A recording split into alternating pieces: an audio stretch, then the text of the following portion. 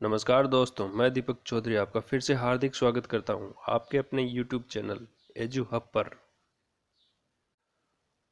तो हमारा आज का टॉपिक है कंप्यूटर ऑर्गेनाइजेशन पार्ट 2,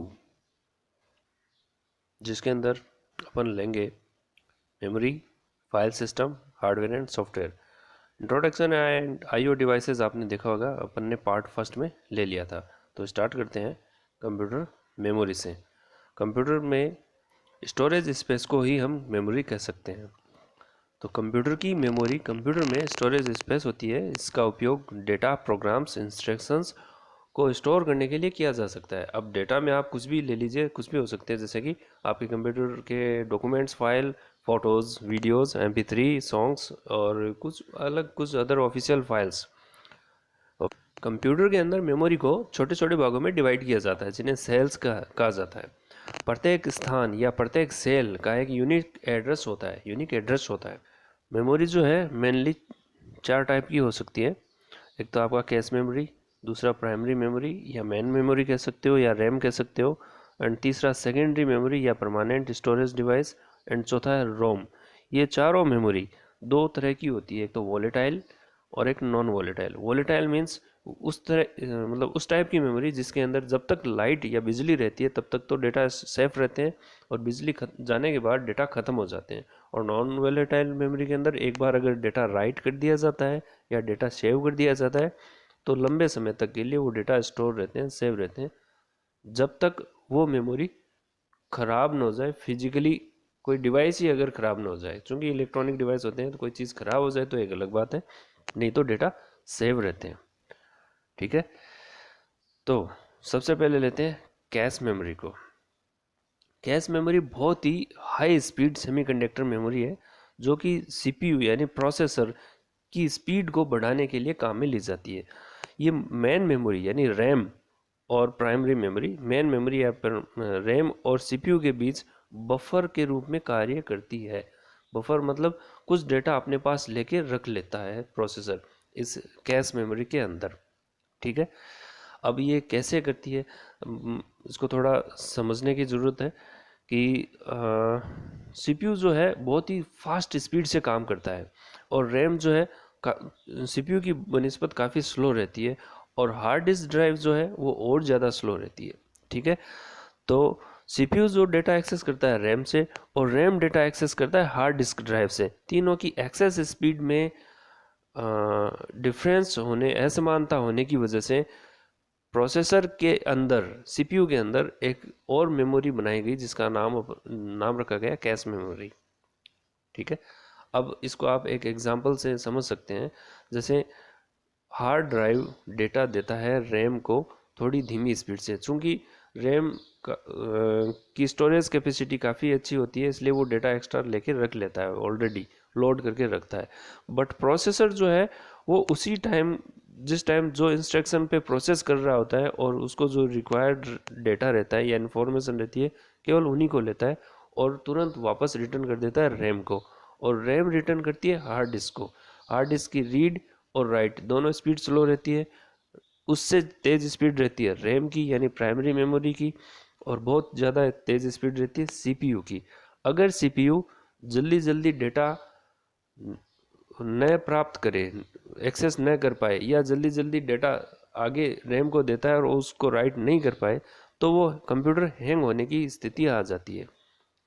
तो इस सिचुएशन को मिटाने के लिए एक जो मैकेनिज्म बना था वो है कैश मेमोरी, जिसके अंदर ऑलरेडी डेटा को वो स्टोर करके रख लेता है और बाद में रैम उसको और डेटा दे देती है। आगे बढ़ते हैं। प्राइमरी मेमोरी,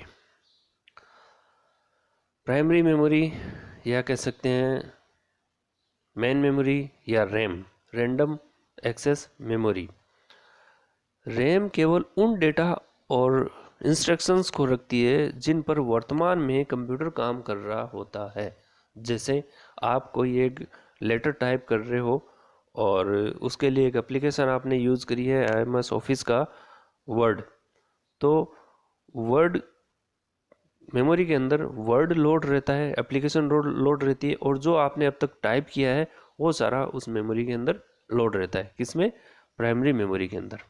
ठीक है, तो प्राइमरी मेमोरी डेटा, प्रोग्राम और प्रोग्राम के रिजल्ट को स्टोर करने के लिए सीपीयू की आंतरिक मेमोरी है। ये रीड और राइट दोनों काम करती है और डेटा स्टोर करती है, जो कि दिखने में कुछ इस तरह की होती है। और जैसे ही मशीन का स्विच ऑफ किया जाता है, यानी पावर सप्लाई बंद कर दी जाती है, इससे डेटा लॉस्ट हो जाते हैं, ख़त्म हो जाते हैं। तो ये चूंकि ये पहले अपन ने पढ़ा था, ये वोलेटाइल मेमोरी होती है। ठीक है, आगे बढ़े। आगे आती है सेकेंडरी मेमोरी, या कह सकते हैं इसको परमानेंट मेमोरी। आमतौर पर ये कंप्यूटर के अंदर एक हार्ड डिस्क के रूप में होती है, HDD, हार्ड डिस्क ड्राइव। तो ये मेमोरी मुख्य मेमोरी की तुलना में काफ़ी धीमी होती है। इसका उपयोग स्थायी रूप से है या परमानेंटली डेटा या इंस्ट्रक्शन को स्टोर करने के लिए किया जाता है। जैसे आपका ले लीजिए CD, DVD और पेन ड्राइव वगैरह भी परमानेंट स्टोरेज डिवाइस में ही आते हैं। आगे बढ़ते हैं। नेक्स्ट आपके आता है रोम। रोम का मतलब होता है रीड ओनली मेमोरी। ये एक प्रकार की नॉन वोलेटाइल होती है। नॉन वोलेटाइल मीन्स जिसमें लाइट चली जाए, बिजली बंद कर दे तो भी डेटा सेव रहते हैं। कंप्यूटर से निकाल लो, बाहर रख लो, फिर भी डेटा सेव रहते हैं। रोम कुछ इस तरह की होती है। एक फ्लैश फाइल आपके सामने फ्लैश हो रही है, आप देख सकते हैं। तो रोम रीड ओनली मेमोरी, वो मेमोरी जिससे हम केवल रीड कर सकते हैं और उस पर राइट नहीं कर सकते हैं। यूज़र उस पर राइट नहीं कर सकता। रोम में इंफॉर्मेशन जो है या डेटा जो है, उसको बनाने के दौरान ही उस पर परमानेंटली स्टोर कर दिए जाते हैं। रोम जो है 3 प्रकार की हो सकती है। एक तो प्रोग्रामेबल रीड ओनली मेमोरी, एक erasable and programmable read only memory, एक electrically erasable and programmable read only memory. मैं थोड़ा थोड़ा इनके बारे में थोड़ा सा समझा देता हूँ। पी रोम इसे केवल एक बार ही प्रोग्राम किया जा सकता है। ये इरेजेबल नहीं होती। एक बार अगर मैन्युफैक्चरर ने इस पर डेटा राइट कर दिया, आपको यदि दूसरा प्रोग्राम राइट करवाना है तो उसे आप फेंक दीजिए या रिटर्न कर दीजिए। आपको दूसरी रोम डिवाइस ही लेनी पड़ेगी, रोम आईसी ही लेनी पड़ेगी। आगे आता है E ROM, erasable and programmable read only. ये केवल रीड ओनली मेमोरी है, लेकिन ये री राइटेबल होती है। ई रोम को 40 मिनट तक की अवधि के लिए अगर अल्ट्रा वायलेट लाइट में यानी प्रकाश में एक्सपोज करके रख दिया जाए तो उसे मिटाया जा सकता है। ठीक है, और दोबारा राइट भी किया जा सकता है। आगे आपका है ई रोम, इलेक्ट्रिकली इरेजेबल। ये रोम जो है वो विद्युतीय द्वारा कह सकते हो, इलेक्ट्रिकली इसको मिटाया जा सकता है और इसे लगभग 10,000 बार मिटाया जा सकता है और दोबारा बनाया जा सकता है। इरेजिंग या प्रोग्रामिंग, दोबारा रीप्रोग्रामिंग, दोनों लगभग 4 से 10 सेकंड, मिली सेकंड में ही, इतने कम समय में इसको हम दोबारा प्रोग्राम में राइट कर सकते हैं। नेक्स्ट हमारा इम्पोर्टेंट टॉपिक है फाइल सिस्टम। फाइल सिस्टम, जैसा कि हम सब जानते हैं, हमारे डेटा और हमारी फाइल्स जो हार्ड डिस्क में सेव रहती है, वो यहाँ एक क्वेश्चन उठता है कि वो किस रूप में सेव रहती है या किस तरह रहते हैं। डेटा जो है किस तरह रहते हैं, क्या एक साथ रहते हैं या एक ही फाइल अलग अलग जगह पर रहती है, टुकड़ों में बंटी हुई। इन सब को समझने के लिए हम एक रियल लाइफ का एग्जांपल लेते हैं जो हम सब का देखा और समझा हुआ है, लाइब्रेरी मैनेजमेंट। लाइब्रेरी मैनेजमेंट जो है वो बेस्ट एग्जांपल है फॉर अंडरस्टूड फाइल सिस्टम।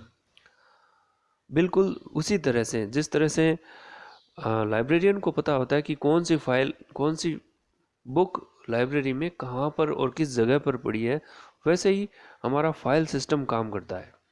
तो फाइल सिस्टम एक ऐसी प्रक्रिया है जो ये मैनेज करती है कि स्टोरेज डिवाइस पर डेटा को कैसे और कहाँ स्टोर करना है कि यूज़र और एप्लीकेशन के द्वारा इसे वापस प्रॉपरली एक्सेस किया जा सके या किस तरह से एक्सेस किया जाएगा। आमतौर पर इस प्रक्रिया के अंदर यानी फाइल सिस्टम के अंदर हार्ड डिस्क पर डेटा को स्टोर करना और वापस एक्सेस करने की प्रोसेस और रेस्टिकेशन आदि के कार्य आते हैं।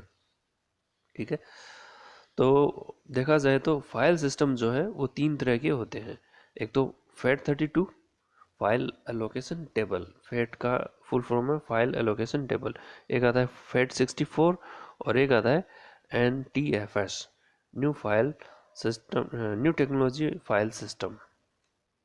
अलग अलग ऑपरेटिंग सिस्टम के द्वारा अलग अलग फाइल सिस्टम एप्लीकेबल किया जाता है। किसी में FAT32, किसी में 64, किसी में NTFS।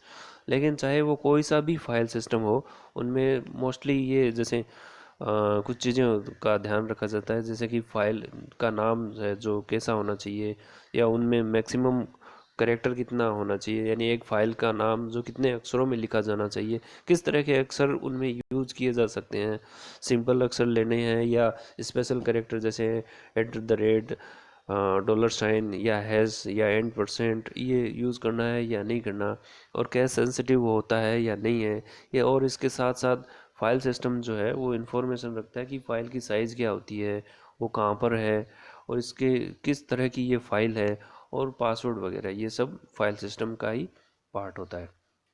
आगे बढ़ते हैं। फाइल सिस्टम जो है वो मेटा डेटा को भी यूज़ करता है। Meta data means data of data, यानी उस किसी एक चीज़ के बारे में एक्स्ट्रा जानकारी। मेटा डेटा जो है वो अलग सेपरेट कहीं दूसरी जगह स्टोर रहता है, वो फाइल के कंटेंट के अंदर स्टोर नहीं रहता। जैसे फाइल कब बनाई गई, उसको मॉडिफाई किया है तो कब किया गया, last date of access, backup, और आईडी किसने उसको क्रिएट किया, और एक्सेस परमिशंस मतलब कौन उसको एक्सेस कर सकता है, कौन खोल सकता है या नहीं खोल सकता है, या पासवर्ड प्रोटेक्शन वगैरह, फाइल साइज़ क्या होनी चाहिए या क्या है, ये सब चीज़ें मेटा डेटा के अंदर आता है। आगे बढ़ते हैं। Relationship of hardware and software. जैसा कि हम सब जानते हैं, सॉफ्टवेयर के बिना हार्डवेयर कुछ भी नहीं है, और हार्डवेयर के बिना सॉफ्टवेयर भी कुछ भी नहीं है। हर हार्डवेयर के लिए एक सॉफ्टवेयर डेफिनेटली बना हुआ होता है। तो हम कह सकते हैं कि हार्डवेयर और सॉफ्टवेयर जो है वो कंप्यूटर का दिल और आत्मा होती है। हार्डवेयर कंप्यूटर सिस्टम का बुनियादी बिल्डिंग ब्लॉक होता है, यानी फिजिकल हिस्सा है, पार्ट है। जबकि सॉफ्टवेयर जो है वो सेट ऑफ इंस्ट्रक्शंस होते हैं जो कि कंप्यूटर के विभिन्न हार्डवेयर डिवाइसेस को कंट्रोल और ऑपरेट करने के लिए काम में लिया जाता है। तो कंप्यूटर में यूज़फुल और मीनिंगफुल आउटपुट के लिए हार्डवेयर और सॉफ्टवेयर को एक साथ काम में लेना ज़रूरी होता है। मतलब ये दोनों एक साथ काम में करेंगे तो ही इनका आउटपुट प्रॉपर मिलेगा। सॉफ्टवेयर के बिना कंप्यूटर हार्डवेयर बिल्कुल बेकार है। आगे बढ़े तो इसमें सबसे पहले अपन देखेंगे कि व्हाट इज़ कंप्यूटर हार्डवेयर।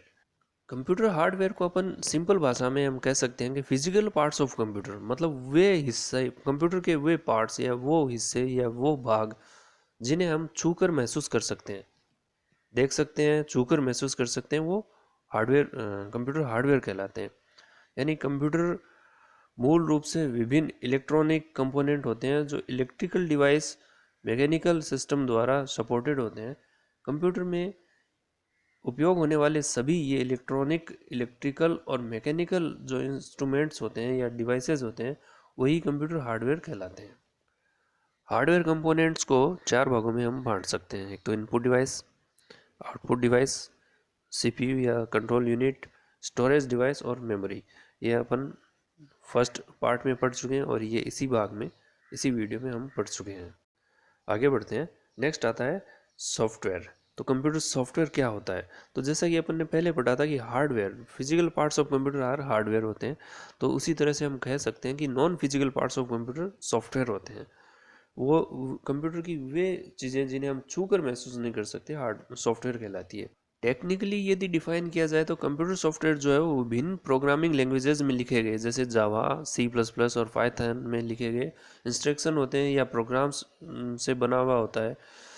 तो ये जो इंस्ट्रक्शन या प्रोग्राम होते हैं वो कंप्यूटर सिस्टम को कंट्रोल और ऑपरेट करने के लिए काम में आते हैं। ये हार्डवेयर को भी ऑपरेट करते हैं। सॉफ्टवेयर जो है वो दो कैटेगरी में डिवाइड किए गए हैं। एक तो सिस्टम सॉफ्टवेयर, एक होता है एप्लीकेशन सॉफ्टवेयर। अपन थोड़ा थोड़ा इनको डिस्कस कर लेते हैं। सिस्टम सॉफ्टवेयर वे सॉफ्टवेयर या वे प्रोग्राम जो कंप्यूटर हार्डवेयर को हैंडल करने और एप्लीकेशन सॉफ्टवेयर को एग्जीक्यूट करवाने के लिए काम में लिए जाते हैं। सिस्टम सॉफ्टवेयर एक तरह से इंटरफेस होता है कंप्यूटर हार्डवेयर और यूज़र के बीच का। कंप्यूटर से काम किस तरह से करवाना है, ये सिस्टम सॉफ्टवेयर या इसे हम कह सकते हैं ऑपरेटिंग सॉफ्टवेयर का काम होता है। दूसरा आपका आता है एप्लीकेशन सॉफ्टवेयर। किसी विशिष्ट कार्य या किसी विशिष्ट प्रॉब्लम को सोल्व करने के लिए जो डिज़ाइन किए गए सॉफ्टवेयर होते हैं उन्हें हम एप्लीकेशन सॉफ्टवेयर कहते हैं। ये एक विशिष्ट एप्लीकेशन के लिए निर्देशित किया जाता है। जैसे आप ले लीजिए MS office, Word, Excel, PowerPoint, AutoCAD, और अकाउंटिंग के लिए टैली, और फोटो एडिटिंग के लिए फोटोशॉप वगैरह वगैरह, ये सब सॉफ्टवेयर होते हैं। तो अपन ने अभी पढ़ा है हार्डवेयर क्या होता है और सॉफ्टवेयर क्या होता है। अब आइए मेन मुद्दे पे कि इनके बीच में रिलेशंस क्या है। Relation between hardware and software. Hardware और सॉफ्टवेयर एक दूसरे पर डिपेंडेंट होते हैं। दोनों को एक साथ मिलकर एक मीनिंगफुल या यूज़फुल या उपयोगी आउटपुट तैयार करना होता है। किसी भी हार्डवेयर के लिए सॉफ्टवेयर बना हुआ होता है, बिना सॉफ्टवेयर के हार्डवेयर बेकार है, किसी काम का नहीं है। यदि किसी हार्डवेयर का सपोर्ट नहीं हो, अगर कोई हार्डवेयर ख़राब हो गया हो, तो सॉफ्टवेयर भले ही चाहे कितना ही अच्छा हो या उसके लिए हो या सही हो, उससे काम नहीं बनता। अगला है, जब तक सॉफ्टवेयर के माध्यम से कोई उचित इंस्ट्रक्शंस नहीं दिए जाते, तब तक हार्डवेयर का यूज़ किया ही नहीं जा सकता, वो बेकार है। सपोज़ आपके पास एक प्रिंटर है, जब तक आप उसको प्रिंट का कमांड नहीं देंगे तब तक वो हार्डवेयर यूज़ ही नहीं होगा। और उससे आगे आता है, कंप्यूटर पर चयनित कार्य, कोई एक स्पेसिफिक टास्क काम करने के लिए उससे संबंधित सॉफ्टवेयर पैकेज को हार्डवेयर में लोड करना ज़रूरी होता है। नेक्स्ट लेते हैं, सॉफ्टवेयर जो है यूज़र और हार्डवेयर के बीच एक सहयोगी इंटरफेस के रूप में काम करता है। हार्डवेयर से काम करवाने के लिए आपको सॉफ्टवेयर की ज़रूरत पड़ती ही है। तो हम कह सकते हैं कि हार्डवेयर और सॉफ्टवेयर एक डिजिटल कंप्यूटर का दिल और आत्मा है। तो शुक्रिया दोस्तों, वीडियो को लाइक एंड शेयर ज़रूर करें, और आपने अब तक हमारे यूट्यूब चैनल को सब्सक्राइब नहीं किया है तो प्लीज़ इसे सब्सक्राइब ज़रूर करें। थैंक यू, शुक्रिया।